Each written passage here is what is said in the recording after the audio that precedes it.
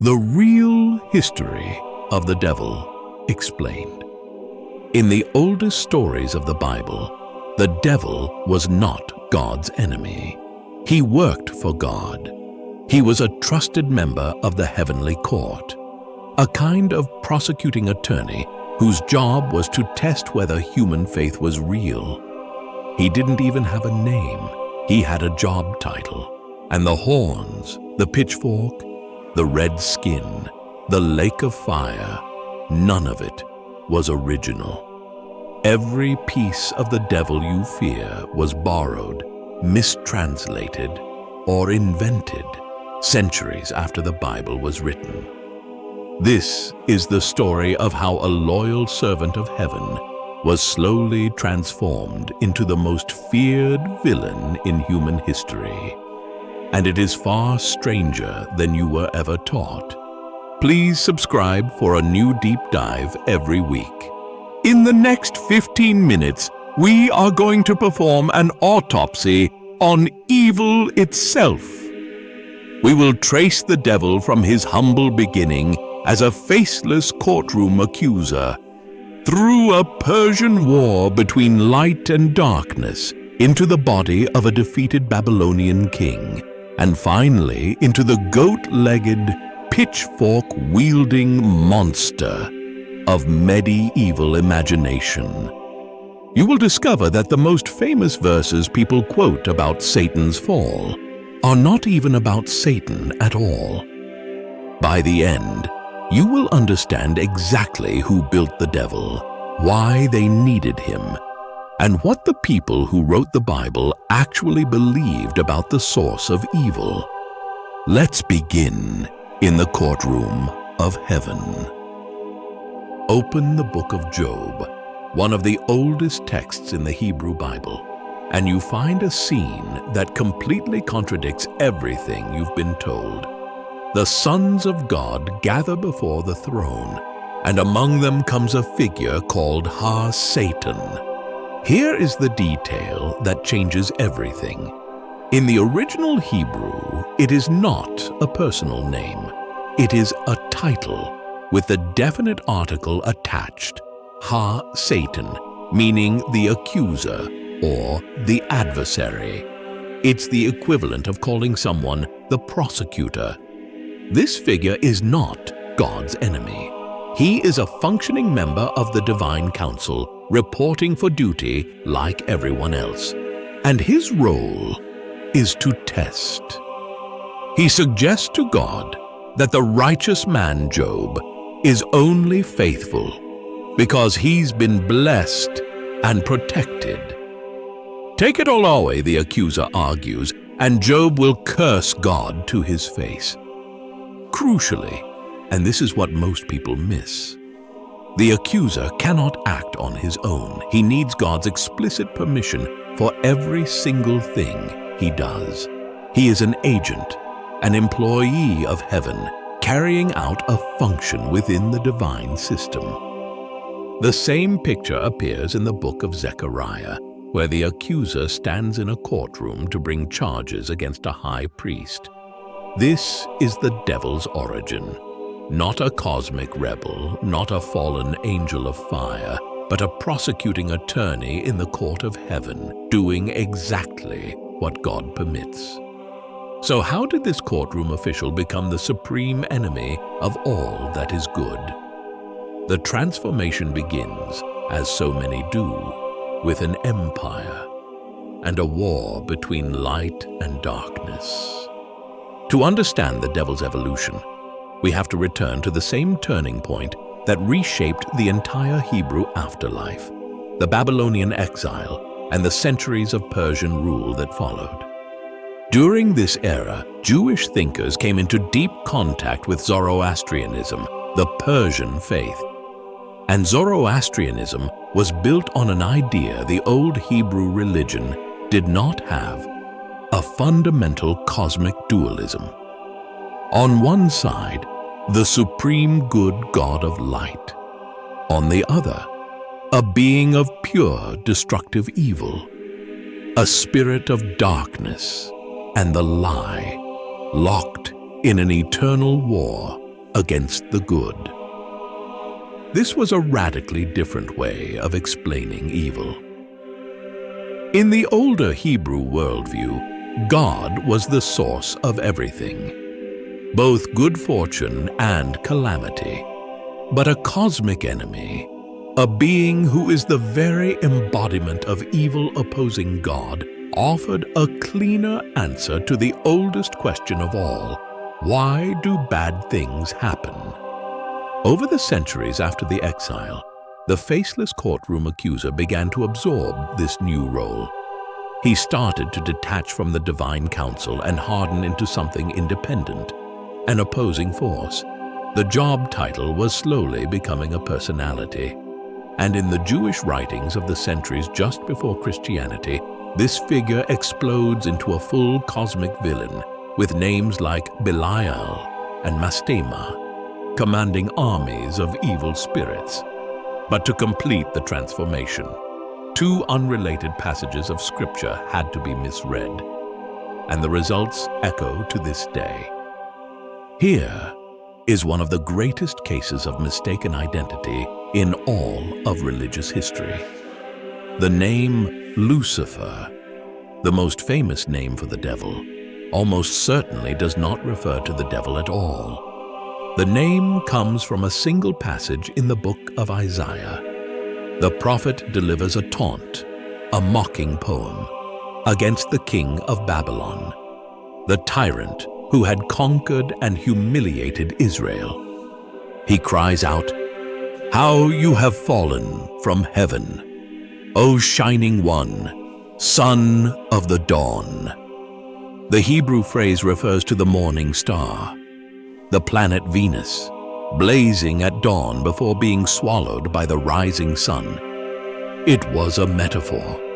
The arrogant king of Babylon had risen high like the morning star and would be cast down, fading into nothing, just as Venus vanishes in daylight. Read in context. The passage explicitly names its subject. It is a taunt against the king of Babylon, a human ruler, not a supernatural being. So how did a Babylonian king become the devil? When the Bible was translated into Latin, the translator rendered that Hebrew phrase morning star with the Latin word Lucifer, which simply means light bringer. Over the following centuries, Christian interpreters read this fallen shining one not as a dead king, but as Satan being cast out of heaven. A poetic insult aimed at a tyrant was transformed into the proper name and origin story of the devil. Lucifer was, in a sense, born from a translation, and a second passage would hand him his beautiful backstory. Please subscribe for a new deep dive every week. The second passage that built the devil's biography comes from the book of Ezekiel, and once again, it is aimed at a human ruler. Ezekiel delivers a lament against the king of Tyre, a wealthy and arrogant trading prince. But the language he uses is extraordinary, almost mythological.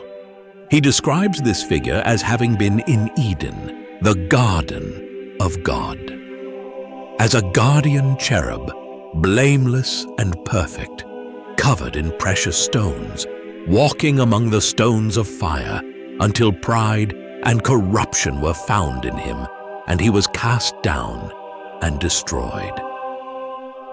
To later Christian readers, this sounded like nothing on earth. A perfect, beautiful cherub in Eden, cast down for the sin of pride? They fused it directly with the Lucifer passage from Isaiah. Together, these two taunts against two arrogant human kings, Babylon and Tyre, were woven into a single, irresistible narrative. The story of the most beautiful angel in heaven, lifted up by pride, who rebelled against God and was cast down to become Satan. That story, the prideful angel's fall, is one of the most powerful in all of Western culture. But it was assembled from passages that, in their original context, were about the downfall of human tyrants. The Cosmic Rebellion was a later interpretation, stitched together from poetry. And once the backstory was set, the devil needed a face, which he stole from a god with the legs of a goat.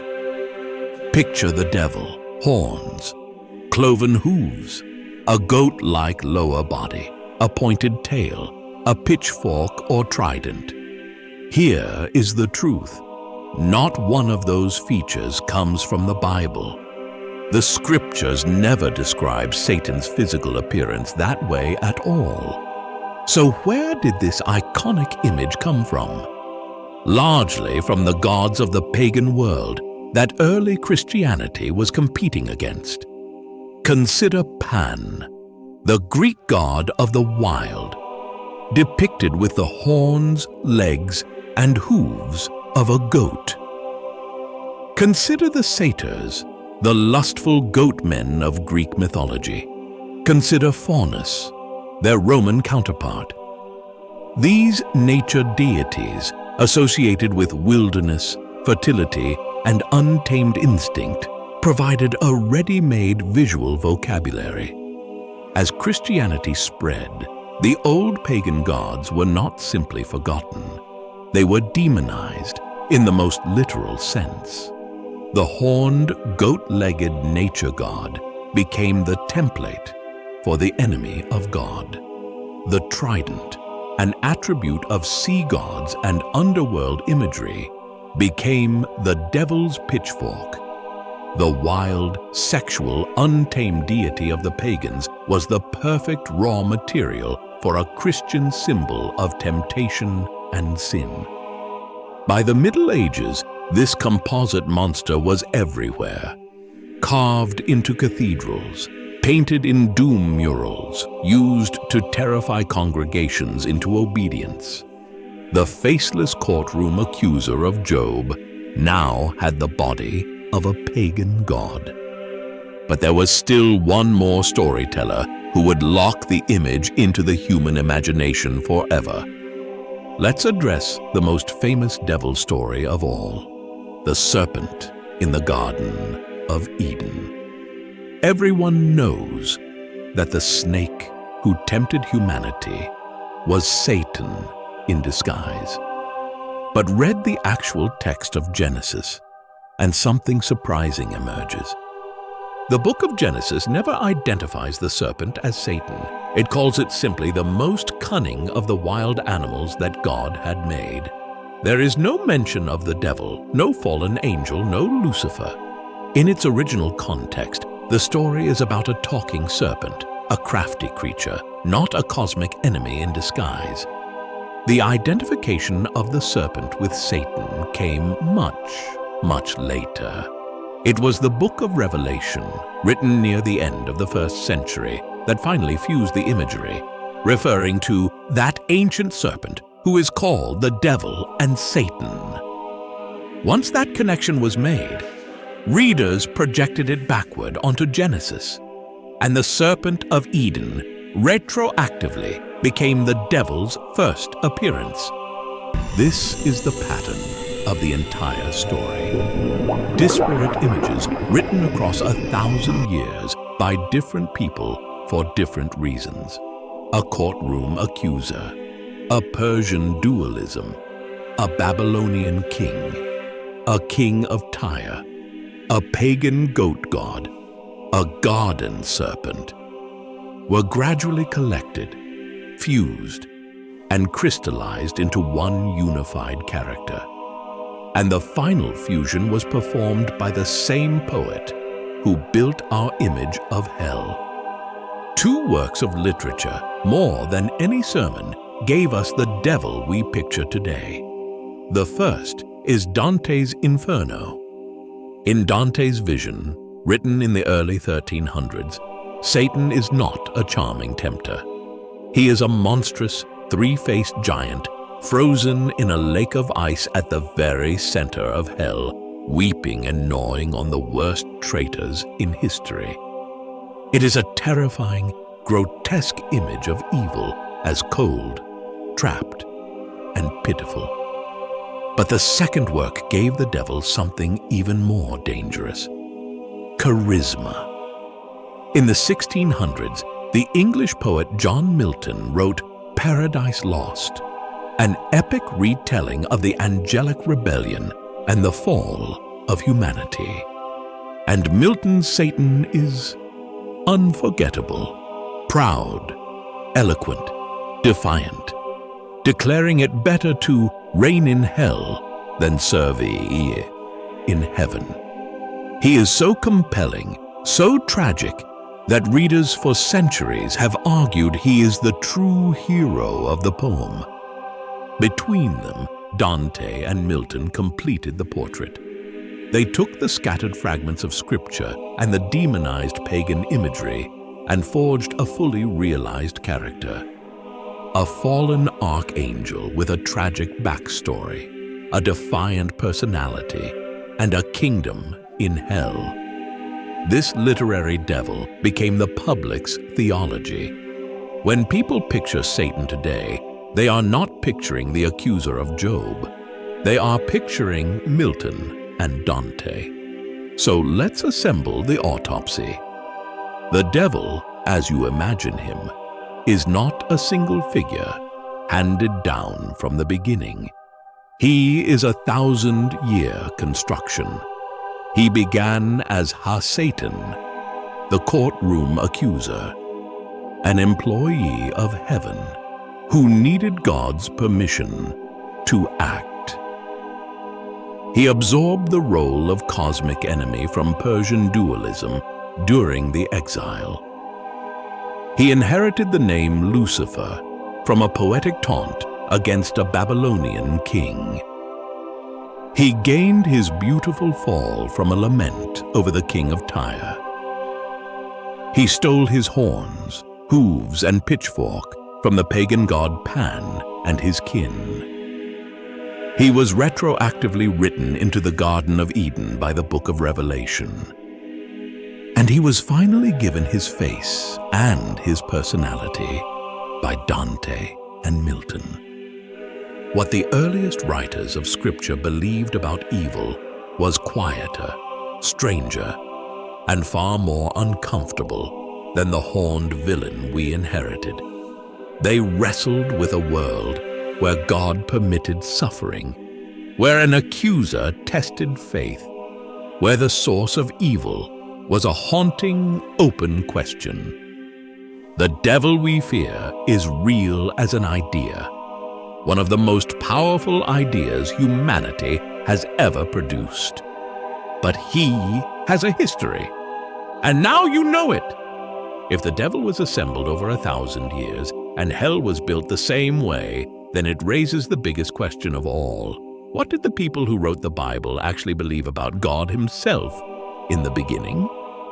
Because the earliest Hebrew scriptures describe something far stranger than the single, all-powerful deity most people assume. And that story will change everything. That video is right here, and it's where this entire journey has been leading. Tap it now, and let's go all the way back to the beginning.